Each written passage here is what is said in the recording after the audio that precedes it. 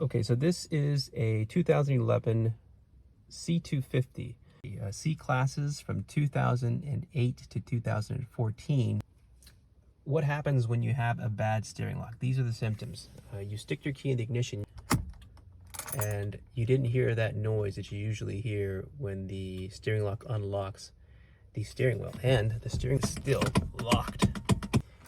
So there's your first sign that you've got a bad steering lock. And then you turn the key.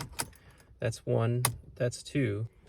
You should have all your lights on here for the dash, but nothing comes on. That's another symptom of a bad steering lock, okay? Also, you can try your windows. Windows don't work, right? Nothing works. So you have a bad steering lock. What are your options? You can go to the dealer, pay $3,500 to have them install another steering lock that's going to go bad again in the future. That's no good. You can go to an independent shop. Maybe they charge you $2,000. Maybe they know how to fix this problem. Maybe they don't. Nah. You can call me. I'm Michael. I will program an emulator for you to replace your factory ESL. I would need you to send me your ignition switch and your key.